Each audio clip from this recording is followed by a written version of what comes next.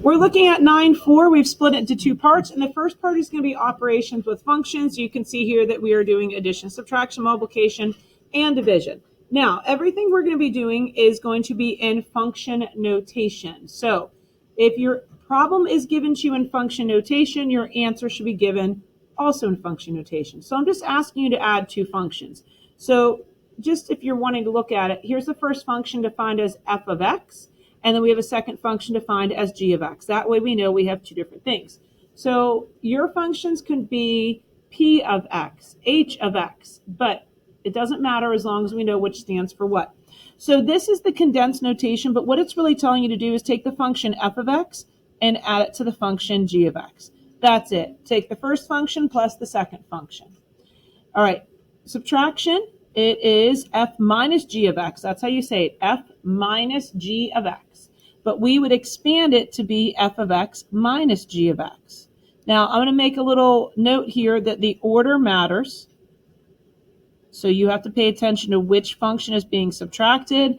I'm also going to make a little note that I would distribute the negative sign. Distribute negative sign. Those are my little side notes for you. Okay.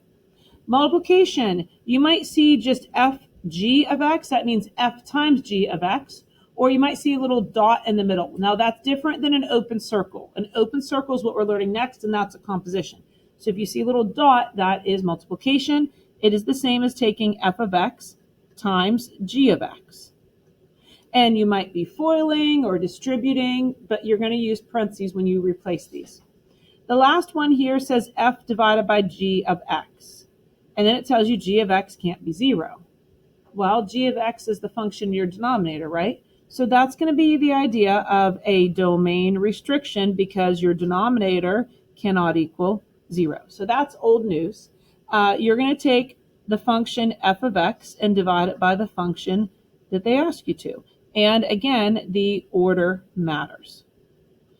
So along with division, you'll get domain restrictions, and you will also want to factor and cancel if possible. So the order matters, and we're going back to factoring and canceling, just like we did with rational expressions. Okay, so let's get into this and pay attention to the operations they're asking us to do. So we have two functions here. We have a quadratic trinomial and a linear binomial, and I'm asking you to add them. So if you want to think about what you're doing here, you're taking f of x plus g of x.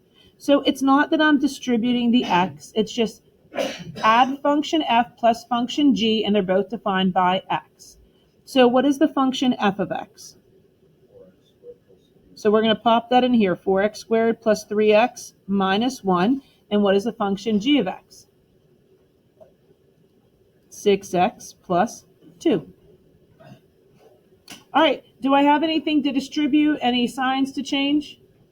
Nope, so I'm just going to go through, put it in standard form, and add like terms. So 4x squared is going to stay. Then what? 3x and 6x is 9x, a negative 1 and 2 is plus 1. Okay, so when you write your answer, f plus g of x gives us this answer. Now, you could rewrite your function notation as it was given. You can write it like this, but your final answer should be in function notation. All right, the next problem I'm asking you to subtract. So pay attention to the operations. So it is the same as having f of x minus g of x. And the parentheses are important here, and the order is important. So f of x, again, is 4x squared plus 3x minus 1, and g of x is 6x plus 2. Okay. Anytime we have subtraction, I've always suggested you change the signs. If you don't, it's likely you'll put negative 1 and 2 together rather than negative 1 minus 2. So I like to add the opposite. It's like distributing a negative 1. And then I can add like terms. The 4x squared is going to stay. 3x and negative 6x is negative 3x. Negative 1 and negative 2 is negative 3. Final answer in function notation, we took f minus g of x. And there we go. All right, you try the next two. So we are adding them. Again, you don't have to rewrite the f of x plus g of x. You can jump right in, and it is 5x minus 6 plus x squared minus 5x plus 6. I know you might think I don't need the parentheses, but it's just the habit of doing it because it does make a difference when we get into other problems, especially subtraction. Okay, so we go to add like terms. I have my x squared, my x is canceled, and my 6 is canceled. So that's it. Don't forget, did you write it in function notation? There it is. Okay. Next one was subtraction. Again, if it helps you to think about writing it out, that's fine. But the big idea is I need to take the function minus the other function. So 5x minus 6, and then minus x squared minus 5x plus 6. I know you don't have to change the signs, but I highly recommend it. Make sure every sign gets changed. Don't skip the first one. And my negative x squared starts me out. 5x and 5x is positive 10x, and then a negative 12 for the constant.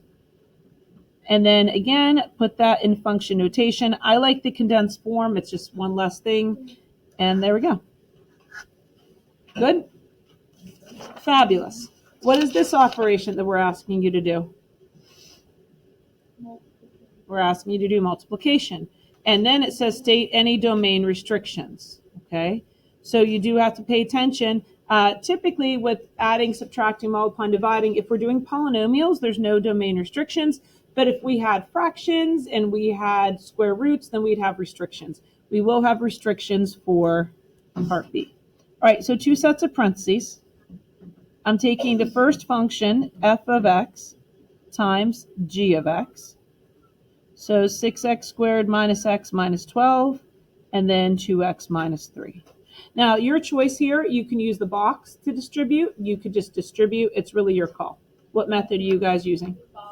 So if you want to, you could distribute the 2x, distribute the negative 3. If you want to see the box method, just to help you keep it organized, I'm doing a 2 by 3.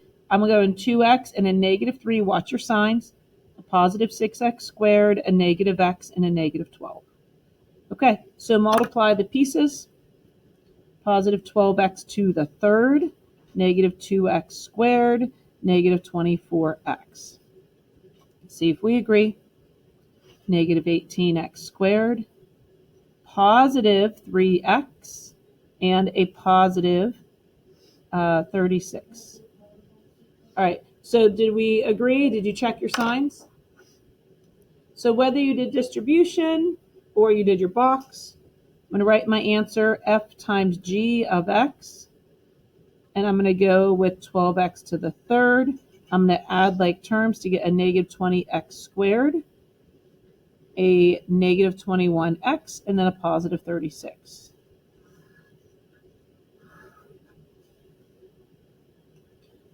Okay with that? All right, next one we're doing is division. You are taking the function f of x and you are dividing by the function g of x. Okay, my function f of x is going to be in the numerator, 6x squared minus x minus 12.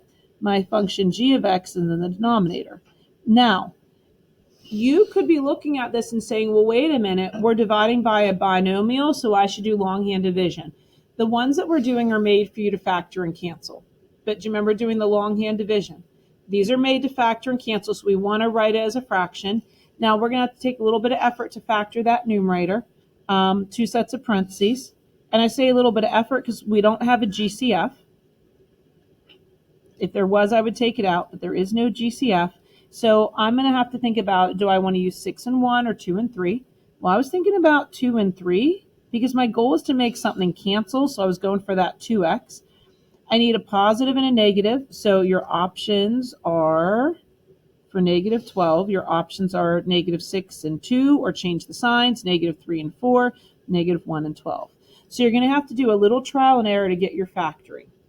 Watch your signs.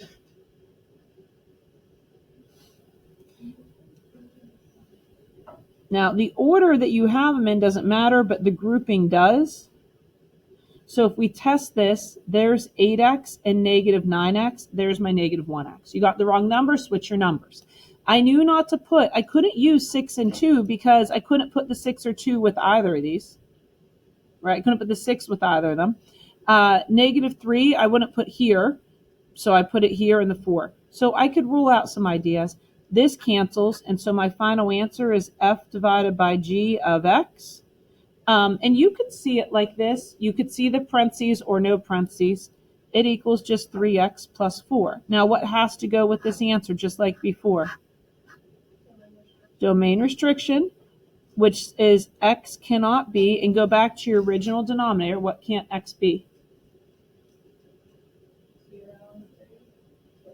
No, you got to set that 2x minus 3 so it's not equal to 0. You would add 3, right? And then divide by 2. Remember, you get that little fraction of positive 3/2. It'd be 0 if I had just like an x that factored out. Okay, so you do the next two, please.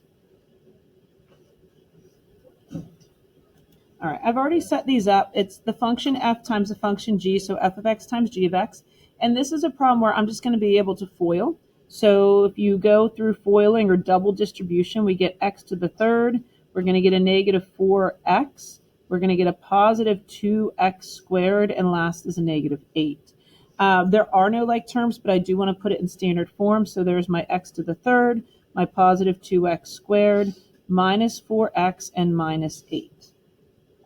No domain restrictions here, but when I come over here, I am dividing the two functions. So I wrote out the original functions, and then I factored. Remember, this is a difference of squares. But you want to go back to your basics. Is there a GCF? And if not, can we factor it? The x plus 2's cancel, and if you tell me the answer is x minus 1, it's going to be wrong, because isn't it 1 over x minus 2, I should say. But isn't it 1 over x minus 2? Do you have that? And what is my domain restriction from the original domain? Yep. And then do you have dr and do you have x cannot equal? Don't just have random numbers down there.